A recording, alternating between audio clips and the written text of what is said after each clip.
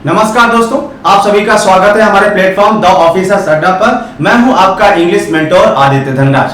तो दोस्तों, जैसा कि हम लोग ने कोर्स में ईपीएफओ 2021 के कोर्स में जो भी चीजें डिस्कस की थी इंग्लिश के पोर्शंस में, इंग्लिश के क्वेश्चंस जो है लास्ट ईयर के पेपर आप जब देखते होंगे तो उसमें लैंग्वेज का जो है इंग्लिश का पोर्शन आता है। कई बार 20 questions, 15 questions, 10 questions, different years में उनके नंबर्स जो है वो कभी बढ़ जाते हैं, कभी घट जाते हैं। तो दोस्तों, कई बार ऐसा होता है कि मैंने आपको गाइड किया था कि अगर आप इस पेपर को निकालना चाहते हैं तो इंग्लिश लैंग्वेज में हमें किस तरीके से करना चाहिए कि हमारे जो क्वेश्चंस हैं या उसका बेसिक नॉलेज या उससे रिलेटेड एकदम सटीक जो है क्वेश्चंस कहां से मिलेंगे।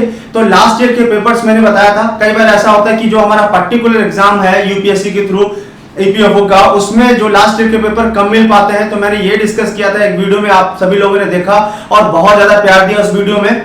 तो दोस्तों, मैंने ये बताया था कि जो हमारे यूपीएससी से सीएपीएफ का जो एग्जाम्स होता है उसके जो क्वेश्चंस होते हैं लास्ट ईयर के, उनको भी आप सॉल्व कर सकते हैं डिफरेंट ईयर्स में। तो आपके कई बार लोगों ने कमेंट किया, आप लोगों ने कहा कि सर आप ही जो है लास्ट ईयर के पेपर को सॉल्व करवा दीजिए, या किस तरह से क्वेश्चंस आते हैं हमारे एग्जाम्स में, या लास्ट ईयर के पेपर में किस तरह से क्वेश्चन आते हैं। अच्छा, होता क्या है, कई बार लोग अपने घर पे भी लास्ट ईयर के पेपर को सॉल्व कर सकते हैं, लेकिन इतना एक्सप्लेनेशन, इतना डीप एक्सप्लेनेशन, उनको क्वेश्चन कैसे करना होता है और किस तरह से क्वेश्चन अटेंड करना चाहिए, क्या उसका महत्व है, सिनोनिम्स या एंटोनिम्स या वोकैबुलरी किस कैटेगरी की आती है, थोड़ा सा कम नॉलेज हो पाता है। तो दोस्तों, मैं आपके लिए आज से स्टार्ट करने वाला हूं जो हमारे लास्ट ईयर पेपर होंगे ईपीएफओ के।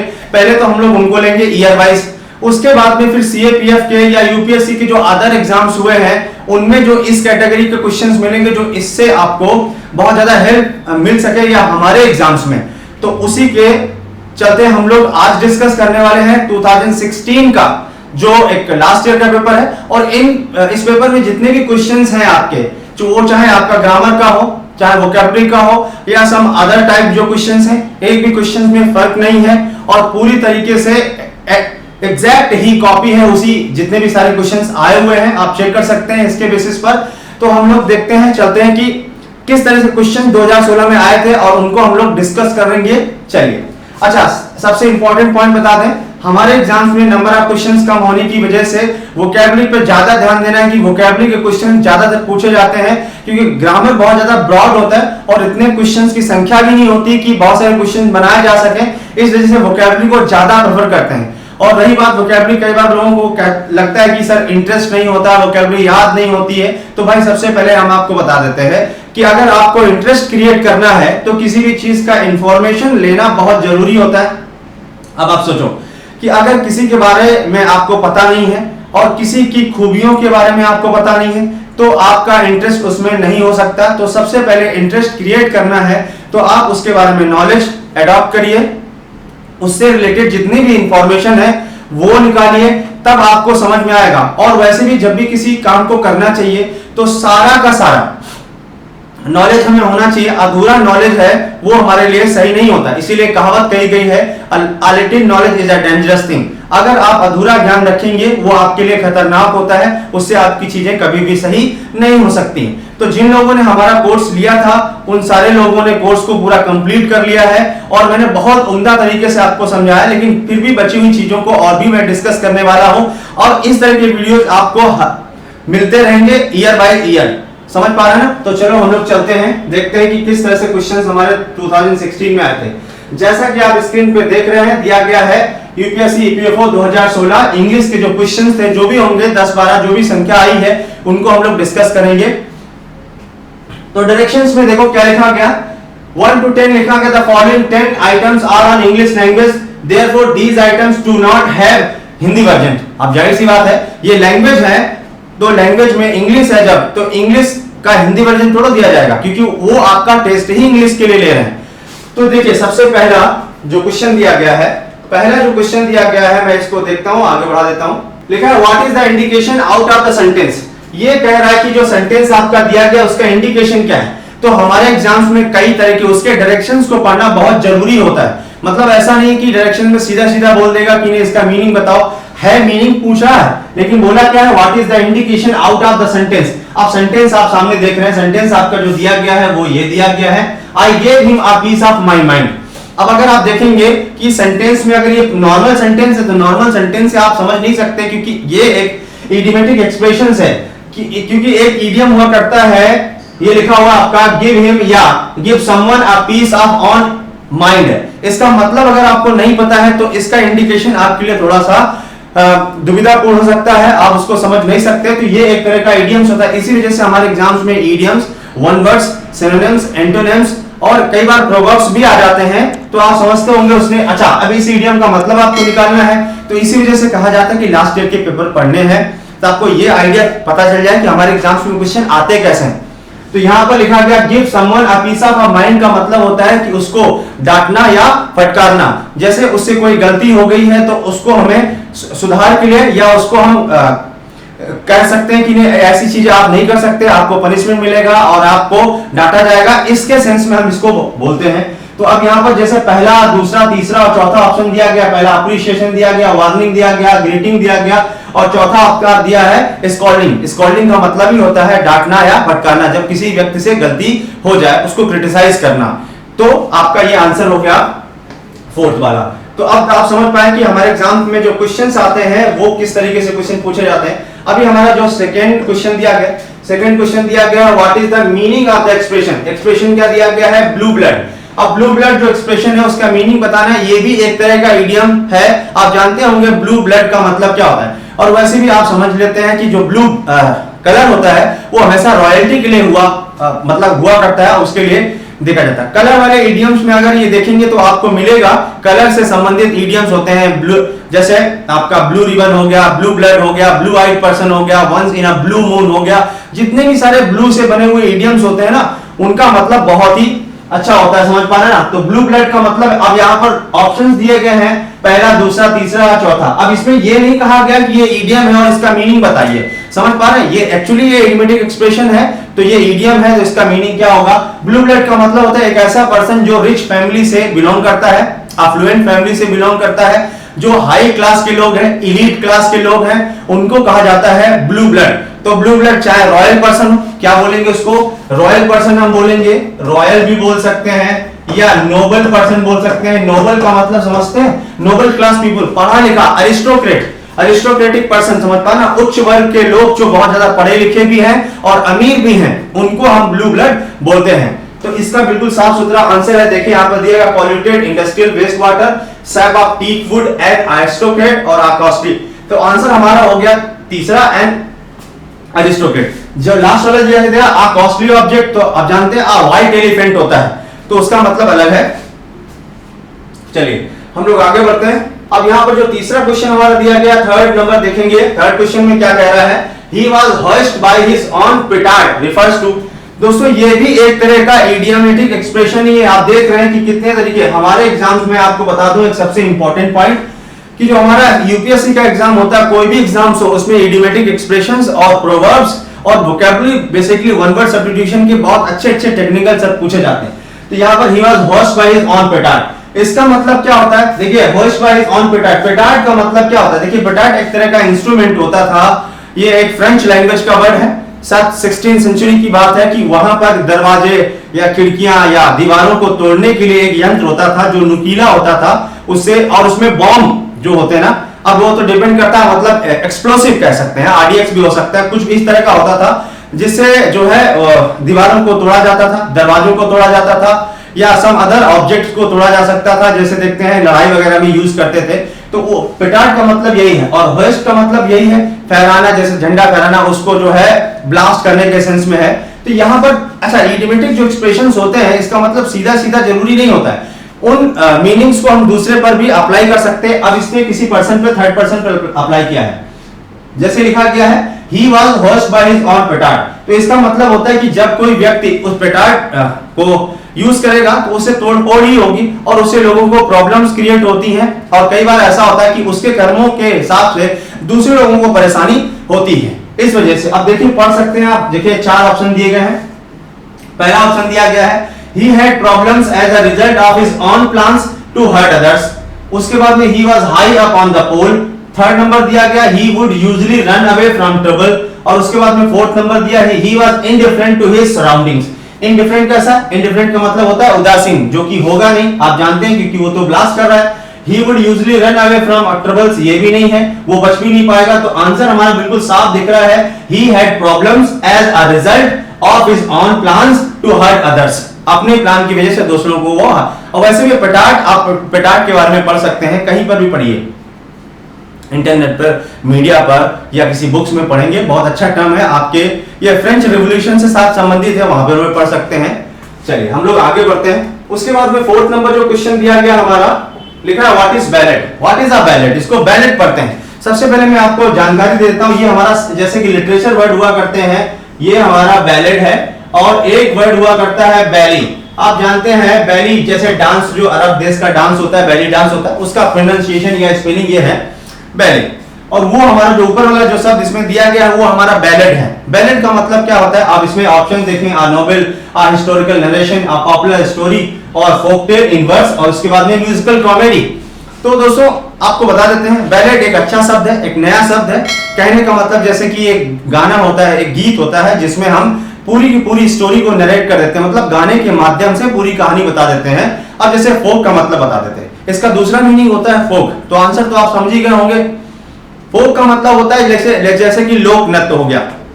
अब लोक नृत्य में क्या है कि बहुत सारे लोग, बहुत सारे इकट्ठे ग्रुप में डांस करते हैं लोग। अब ग्रुप में डांस करते समय वो कुछ ना कुछ गाते हैं या किसी चीज को नरेट भी करते हैं। तो डांसिंग प्लस सिंगिंग दोनों परफॉर्मेंस एक साथ चलती है। जैसे कि आप कथक का एग्जांपल ले लें, कथक का मतलब, कथक का जो ओरिजिन है या वो कहां से निकला, उसके बारे में हम आपको बताते हैं। जैसे कि कथक का मतलब जो कथा होती है, जैसे हमारे समाज में कथा, भागवत कथा सुनाई जाती है, तो पहले तो सिर्फ और सिर्फ कथा सुनाई जाती थी, आप मतलब उपदेश के सेंस में दिया जाता था। लेकिन उसके बाद में आफ्टर सम टाइम कुछ हाथों का एक्सप्रेशन, कथा सुनाते समय हाथों का एक्सप्रेशन, जेस्चर, पोस्चर और आईज का मूवमेंट, हेड का मूवमेंट, कुछ ये तरह इंक्लूड हो गया, मतलब ये इंप्रूव होता गया धीरे धीरे। और उसके बाद में फिर और भी इसमें इंप्रूव हुआ, जैसे कि लोग फिर डांस करते उसको गाने लगे, या मतलब उस कथा को म्यूजिक में परिवर्तित कर दिया।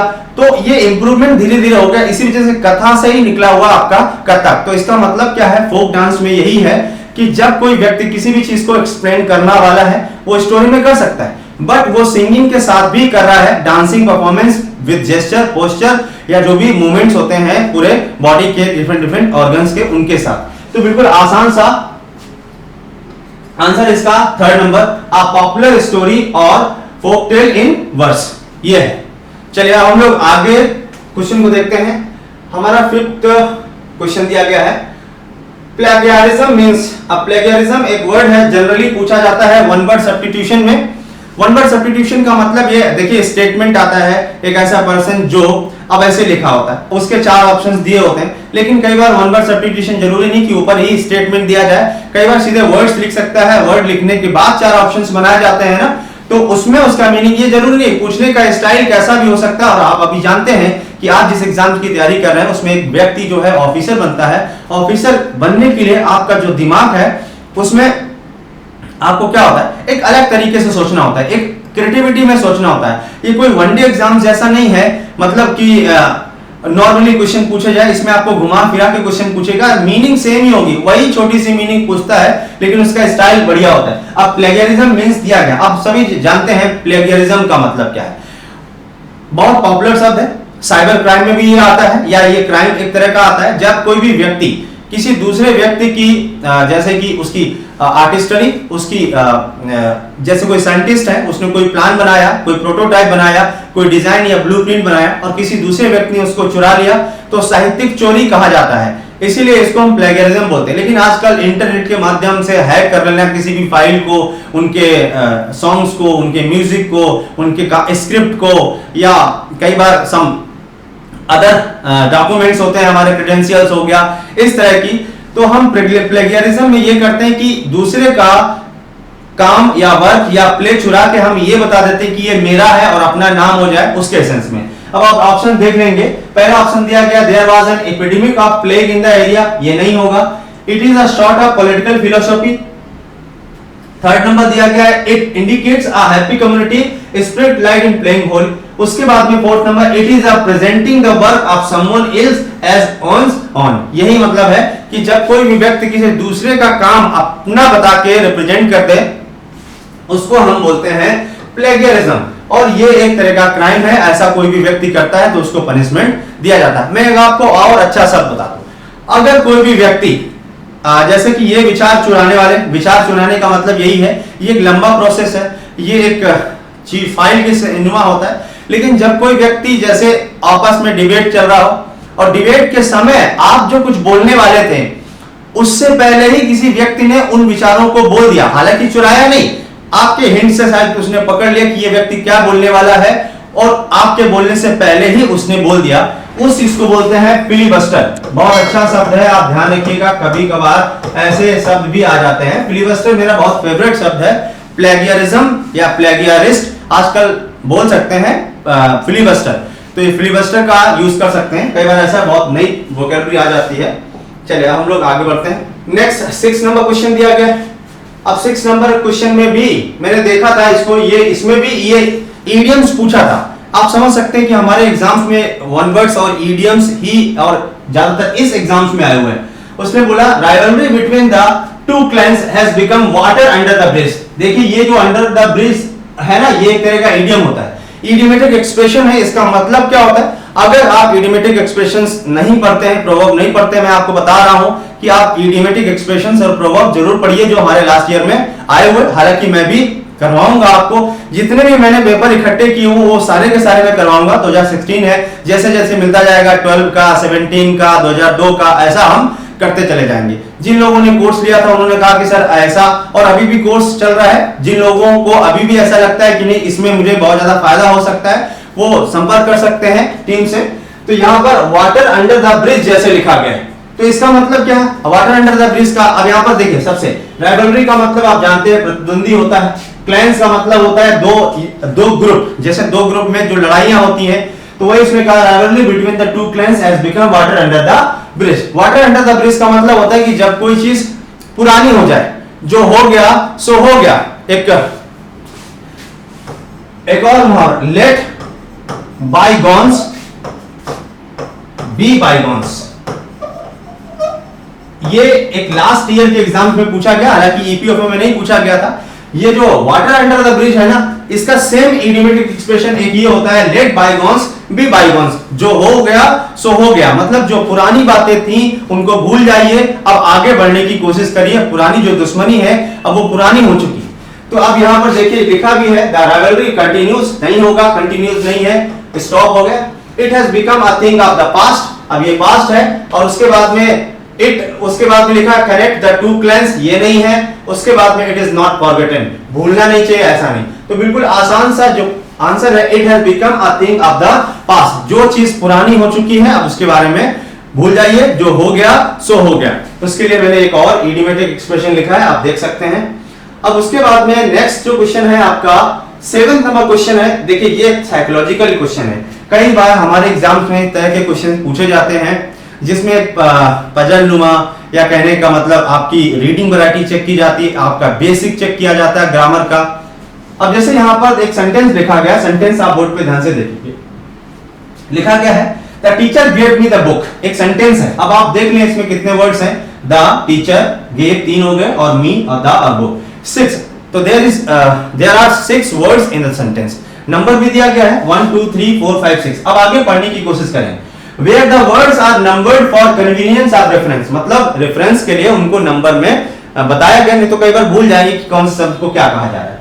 Consider also the insertion, अब देखिए इंसर्ट करने की बात करी जाएगी, of a single word only into this sentence to indicate a desired emphasis। emphasis मतलब होता है जोर देना, कि किस पे जोर किया जाए वो बताना पड़ेगा। Where shall this word be inserted if the emphasis is too big, पहला क्या है emphasis वाला word on the recipient. Recipient का मतलब कौन होता है कि जो रिसीव करता है वो रेसिपिएंट है। आप इस वाले सेंटेंस में देखो किसको बुक मिल रही है, ये जो टीचर है वो दे रहा है, किसे दे रहा है, मुझे दे रहा है, और दे क्या रहा है, बुक दे रहा है। और ये जो दा लिखा गया है ये एक पर्टिकुलर चीज है, क्योंकि डेफिनेट आर्टिकल जब भी लगाते हैं हम जब कोई चीज हमारी यूनिक हो या डेफिनेट होती है।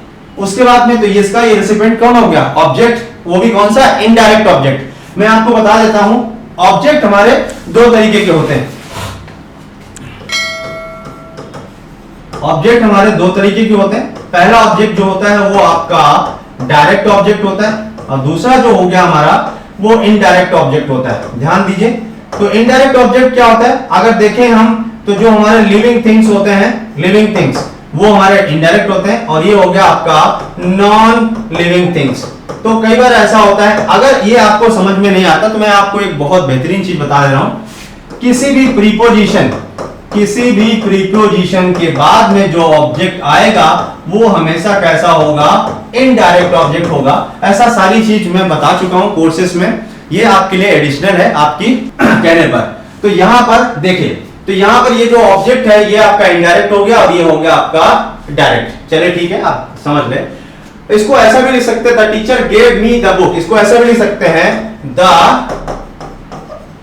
टीचर गेव या द लिखा गया है तो द बुक टू मी। देखो इस वाले सेंटेंस को ऐसा भी लिख सकते हैं, the teacher gave me the book या the teacher gave the book to me, ऐसा भी लिख सकते हैं। तो देखिए आया ना, ये प्रीपोजिशन के बाद में जो ऑब्जेक्ट है वो इनडायरेक्ट हो गया।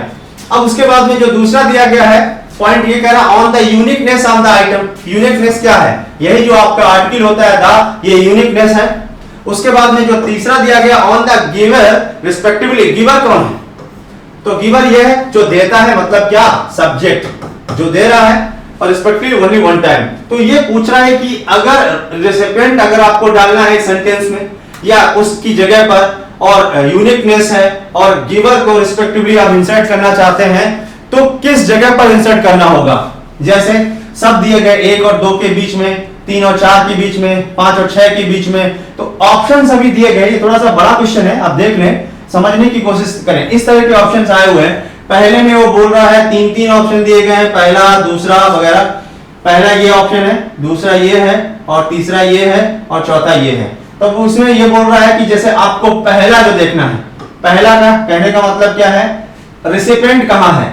रेसिपिएंट देखिए, रेसिपिएंट यहां पर दिया गया है, देखो ये मी है, तो ये किसके बीच में पड़ेगा, तो ये इसका आंसर जो है वो अभी हम लोग देखेंगे। तो जैसे 3 और 4 के बीच में देखिए यहां पर द टीचर गेव, ये 1 2 मैं ले रहा हूं, ये 1 है, ये 2 है, ये 3 है। अब देखो 3 और 4 के बीच में रेसिपिएंट कहां पड़ेगा, 3 और 4 के बीच में। और उसके बाद में on the uniqueness of the item, uniqueness कहां पर है, देखिए यहां पर, जो कि 5 और 6 के बीच में। और उसके बाद में ऑन द गिवर रिस्पेक्टिवली जैसे दिया गया, तो ये देखिए पहला है, तो यहां सब्जेक्ट पहले पर है। तो यही क्वेश्चन पूछा गया था आपका, इसमें आंसर आपको ये देना है। आप दोबारा इस चीज को देख सकते हैं, पीडीएफ भी मिल जाएगा इसका टेलीग्राम चैनल पर, वहां से भी देख सकते हैं, अच्छे तरीके से पढ़ सकते हैं।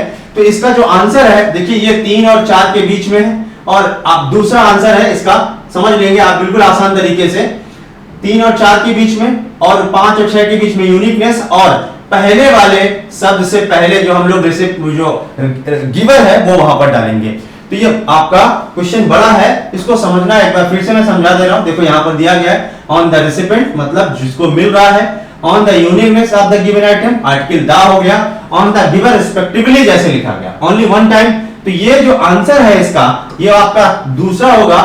यहां पर रेसिपिएंट जो है वो 3 और 4 के बीच में, और उसके बाद में 5 और 6 के बीच में यूनिकनेस, और उसके बाद में सब्जेक्ट जो है वो आपका 1 से पहले। तो आपका आंसर जो हो गया वो दूसरा है। चलिए अब देखते हैं हमारा क्वेश्चन जो है 8 नंबर क्वेश्चन दिया गया है। तो कभी कभार क्वेश्चन ऐसे आ जाते हैं जो आपको कंफ्यूज करेंगे, लेकिन ऐसा जरूरी नहीं है एक बड़ा क्वेश्चन को देख के आप घबरा जाएं, बाकी तो अच्छे क्वेश्चंस हैं। जैसे लिखा है what is the meaning of the term didactic. तो अब यहाँ पर डिडैक्टिक का मीनिंग पूछा गया, तो बिल्कुल आसान है। देखो ये सिनोनिम के रूप में पूछा गया है, तो डिडैक्टिक का मतलब क्या है ये बताना है। अब इसमें कहा नहीं गया है, मीनिंग का मतलब है सिनोनिम्स या उसका एक समान शब्द, और अगर एंटोनिम्स कहा जाता तब हम एंटोनिम्स निकालते हैं। और लेकिन कई बार ऐसा होता है, 2017 का पेपर में आपको करवाऊंगा, उसमें जो सिनोनिम या एंटोनिम्स थे वो हमारे सेंटेंस में यूज करके दिए गए थे, लेकिन इसमें डायरेक्ट पूछा गया है, तो ये जरूरी नहीं है। एग्जामिनर जो है वो स्टाइल कभी भी बदल सकता है, समझ पा रहे हैं ना। तो डिडैक्टिक का मतलब क्या है, कहीं पढ़ा होगा। अच्छा, आप प्रॉब्लम क्या है कि ये जो वोकैबुलरी होती है, मैंने वोकैबुलरी जो जितना भी हम लोग ने कोर्स में करवाया था उसके ऊपर हमने सारे के सारे टॉपिक सिनोनिम्स के, एंटोनिम्स के, वन वर्ड्स के और इडियम्स के और फ्रेजल वर्ब के लगभग 200 या 150 या 250 हर एक सेक्शन में थे। उसमें ये सब था डिडैक्टिक, क्योंकि ज्यादातर हम कहीं ना कहीं से इंस्पायर होते हैं इस वजह से। चलिए, अभी हमारा डिडैक्टिक का मतलब क्या है? जब भी कोई व्यक्ति, जैसे मोरल जो सिखाया जाता है हमें, मोरल कहानियों के थ्रू हो सकता है, मोरल हमें सिखाया जाता है। डिडैक्टिक मतलब एक उपदेश देना, कहने का मतलब यह है प्रोपोगेशन करना किसी अच्छी चीज के बारे में। जैसा कि आप जानते हैं डिडैक्टिक का मतलब जैसे फेबल होता है कि अगर किसी व्यक्ति को मोरल सिखाना है तो कई तरह के वर्ड्स हम यूज कर सकते हैं। जैसे अगर आप एनिमल्स के थ्रू किसी को मोरल सिखाना चाहते हैं तो फेबल होता है, वो कहानी है, फेबल होती है। जैसे कि कछुआ और खरगोश की कहानी से हम लोग मोरल सिखाते हैं कि व्यक्ति को कभी रुकना नहीं चाहिए, सतत चलते रहना चाहिए, चाहे भले वो स्लो चले, slow and steady wins the race, जैसा ऐसा बताते हैं। अगर आप किसी भी पर्सनालिटी, जैसे भगवान राम हो गए या कोई फेमस पर्सनालिटी जैसे कि कोई साइंटिस्ट है, कोई डॉक्टर है, कोई एक्टर है, कोई इन्वेस्टमेंट बैंकर है या कोई टीचर है, इनसे भी लोग इंस्पायर होते हैं और उनसे मोरल वैल्यू सीखते हैं, ऐसा कुछ। या कोई स्पोर्ट्स पर्सन हो गया तो उसको पैरेबल बोलते हैं। तो यहाँ पर क्या है डिडैक्टिक का मतलब? तो यही है आपका जो आंसर है दूसरा, teaching a moral lesson. Teaching a moral lesson का मतलब है कि मोरल सिखाना, लेकिन इसके रूप कई सारे हो सकते हैं कहानियों के तरीके, बायोपिक जैसे आजकल फिल्में बनती हैं, बायोपिक फिल्में, ठीक है। तो उसके बाद में नेक्स्ट हमारा जो 9 नंबर क्वेश्चन दिया गया है, पढ़ने की कोशिश करेंगे। कंसीडर द स्टेटमेंट, ये स्टेटमेंट है, यहां से पढ़ रहे हैं, सेंटेंस दिया गया है। The message of peace and brotherhood permeated the address by the chief guest। तो अब यहां पर क्या बोला गया, ये क्वेश्चन है, इसमें पूछा है which of the following is meant by permeate in this sentence। तो बिल्कुल आसान है। देखिए सबसे इंपॉर्टेंट क्या है, ये जो permeated दिया गया है यहाँ पर ईडी वाला फॉर्म है तो ये वर्ब होगा, इसका मतलब ये एटी जो सफिक्स है ये वर्ब का रूप है, ये हमेशा ध्यान रखेंगे। और वर्ब के रूप में परमिएट हो गया। और परमिएट का मतलब क्या, और देखिए सेंटेंस को पढ़ने से पता चल रहा है, the message of the peace and brotherhood, जो शांति और भाईचारा का जो मैसेज दिया गया है किसके द्वारा एड्रेस किया गया, संबोधित किया गया, किसके द्वारा, चीफ गेस्ट के द्वारा। संबोधित करते समय जब कोई व्यक्ति किसी भी चीज को, अपने विचारों को उत्पन्न करता है, लोगों तक बताता है, लोगों तक पहुंचाता है, फैलाता है, ये कहने का मतलब। तो यहां पर लिखा है टू एडवोकेट, एडवोकेट का मतलब सहायक होना, ये नहीं होगा। टू एंकर एंड स्टेबलाइज, ये भी नहीं होगा। To leave a permanent impression, ये भी नहीं होगा। हमारा आंसर जो हो गया टू स्प्रेड ऑल ओवर। देखिए ये मीनिंग को हम डायरेक्ट बता सकते थे, इसका ये आंसर है, लेकिन मैं आपको डिस्कस करके इस वजह से बता रहा हूं, आप अपने हिसाब से इस चीज को कर सकते हैं और आगे ऐसे आपको पेपर्स के डिस्कशंस मिलते रहेंगे। अभी हम लोग आगे बढ़ते हैं। चलिए अब इस वाले सेक्शन का ये जो 2016 वाला है, इसका जो है ये क्वेश्चन नंबर 10 है, ये लास्ट क्वेश्चन है। अब इसमें क्या दिया गया, बिल्कुल आसानी है, रीअरेंजमेंट का क्वेश्चन है। देखिए लिखा गया arrange the following to form a grammatically correct sentence. तो रीअरेंजमेंट कई तरीके के आते हैं, जैसे कि आप बैंकिंग के एग्जाम्स कभी दिए होंगे तो उसमें बहुत थोड़ा सा टिपिकल रीअरेंजमेंट आता है, कई बार उसमें 6-7 सेंटेंसेस दिए जाते हैं। और उसके बाद में एसएससी वगैरह के एग्जाम्स मैंने देखे हैं, उसमें भी पीक्यूआरएस के फॉर्म्स में दिए जाते हैं। तो कहीं ना कहीं हमारे जो एग्जाम से रिलेटेड जो भी फॉर्मेट होते हैं लैंग्वेज पूछने के, उन फॉर्मेट में से कुछ ना कुछ पूछा जा सकता है, लेकिन मैंने आपको बहुत सारी हिंट दी है कोर्स के दौरान और अभी भी और भी दूंगा। तो ये सेंटेंस दिया गया ए बी सी और डी, लिखा गया Einstein was although a great scientist weak in arithmetic, और उसके बाद में डी में दिया right from his school days. उसने बोला select the correct answer using the codes given below. तो दोस्तों इसको अरेंज करना, मतलब ये जो सेंटेंस है ये अरेंज नहीं है, इसको एक अरेंज वे में बनाना है। अब देखो आपको बताते हैं कि कैसे अरेंज करना चाहिए किसी भी सेंटेंस को, या 4 या 5 जितने भी सेंटेंस दिए गए। सबसे पहले आप सभी लोग जानते हैं कि अगर कोई भी सेंटेंस को स्टार्ट किया जाए तो उसमें सब्जेक्ट आता है, वर्ब आता है और उसके बाद में क्या आता है, ऑब्जेक्ट आता है। तो भाई सब सेंटेंस स्टार्ट करना है तो सब्जेक्ट होना चाहिए, जैसे कि नाउन के रूप में देख लीजिए, उसके बाद में या प्रोनाउन के रूप में देख लीजिए, समझ पा रहे हैं, या जेरंड के रूप में देख लीजिए, या कभी कभार ऐसा होता है कोई क्लाउज से स्टार्ट कर देते हैं। क्लाउज मतलब जैसे कि कोई भी क्लाउज हो सकता है, बिकॉज या डिस्पाइट, इन स्पाइट, ऐसा।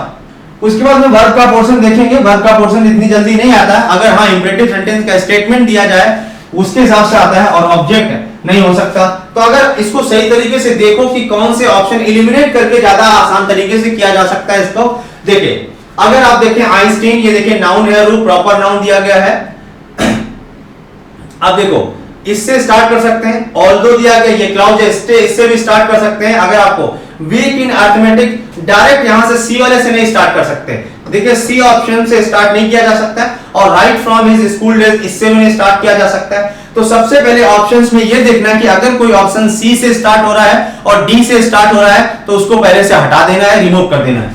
देखिए ऑप्शन दिए गए।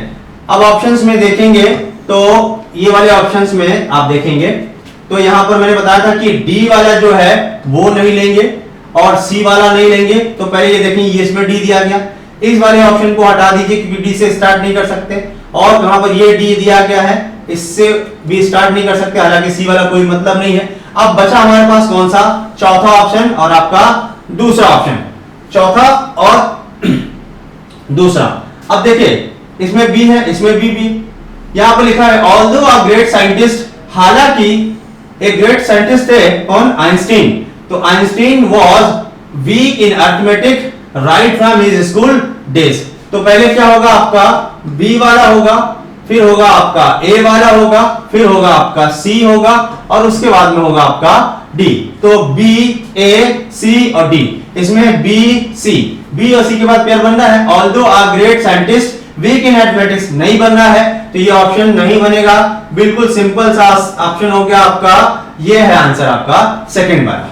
तो दोस्तों हम लोग ने देखा क्या कि जो हमारा 2016 का पेपर था उसमें एक रीअरेंजमेंट हो गया। मैं वापस फिर से बता दे रहा हूं, ये देखिए यहाँ पर परमिएट एक तरह का वर्ब है और ये सिनोनिम में पूछा गया, समझ लो। उसके बाद में डिडक्टिव को सिनोनिम में पूछा गया और उसके बाद में ये एक क्वेश्चन ऐसा था जो एक तरह का रीडिंग वैरायटी और बेसिक नॉलेज के ऊपर डिपेंड करता है। और यहाँ पर भी ये एक इडियम्स है, इडियम पूछा गया वाटर अंडर द ब्रिज, और उसके बाद में ये एक प्लेगियरिज्म, एक शब्द वन वर्ड्स के सेंस में पूछा गया, और उसके बाद में ये एक शब्द है जो मीनिंग के सेंस में पूछा गया, और उसके बाद में ये दिया, ये भी एक इडियम है, और उसके बाद में ये जो सेकंड है आपका एक्सप्रेशन, ये भी एक इडियम है, और पहला वाला भी इडियम है। तो दोस्तों देखा हमने, इडियम्स हैं, सिनोनिम्स हैं, एंटोनिम्स हैं, ग्रामर इसमें था नहीं, एक क्वेश्चन सिर्फ था, उसको अरेंज करने के सेंस में अगर देखें रीअरेंज वाला, और वो जो सेंटेंसेस के बीच में इंसर्ट करने वाला जो सेक्शन था उसमें हो सकता था। तो अब हम लोग जैसे कि ये 2016 हो गया, उसके बाद में हम लोग जो दूसरा मुझे बहुत सारे पेपर मिल गए हैं, तो जैसे 2012 का हम लोग डिस्कस करेंगे, फिर उसके बाद में 17 का कुछ और भी मिले हुए हैं, 2002 के, 2004 के, ऐसे भी बहुत सारे। उसके बाद में हम लोग CAPF के जो सेंट्रल आर्मेड पुलिस फोर्सेस हैं उनके भी लास्ट ईयर के पेपर मिल चुके हैं, तो उनको भी मैं ऐसे ही सेक्शन वाइज डिवाइड करूंगा और मैं लिखूंगा ऊपर से ये किस ईयर का है। ऐसा जरूरी नहीं है कि मिक्सअप कर देंगे और आप कंफ्यूज हो जाएंगे। तो आप एक पर्टिकुलर तैयारी करते हैं तो आप इन जितने भी जब तक एग्जाम्स होगा मैं लास्ट ईयर के पेपर जो है डिस्कस करता रहूंगा। सबसे पहले EPFO वाले, उसके बाद में फिर उनसे रिलेटेड जो मैंने एक वीडियो बनाया था कि हाँ ऐसे ऐसे आप कर सकते हैं, उसके ऊपर ये चलता रहेगा। तो दोस्तों ये कैसा लगा, ये जो मैंने आपको डिस्कशन दिया है 2016 का, आप कमेंट करके जरूर बताएं और वीडियो को लाइक भी करें और लोगों को भी बताएं। और अगर आपको ऐसा लगता है तो और भी आप बता सकते हैं कि मुझे और भी ऐसी चीजें क्या प्रोवाइड करनी चाहिए जिससे आपके लिए हेल्पफुल हो सके। देखिए ये एक ऐसा प्लेटफॉर्म है जिससे आपको कहीं ना कहीं सबसे ज्यादा फायदा होता है। आप किसी भी चीज को अच्छे ढंग से कह सकते हैं, लोगों से बात कर सकते हैं, जो भी कोर्सेज लिया गया है लोगों को उनसे आप पूछ सकते हैं। और कई बार ऐसा होगा अगर किसी व्यक्ति को कोई क्वेरी है तो आप कमेंट करिए और भी प्लेटफॉर्म में वहां पर शेयर करिए। आपकी जो समस्याएं हैं, दुविधाएं हैं, वो दूर करी जाती हैं और वैसे भी दूर करते रहते हैं दोस्तों। तो आज के लिए सिर्फ इतना ही है, हम लोग मिलेंगे नेक्स्ट पेपर के साथ। तब तक के लिए जय हिंद। ऐसे तैयारी करते रहिए, आपका एग्जाम्स बहुत बढ़िया निकलेगा।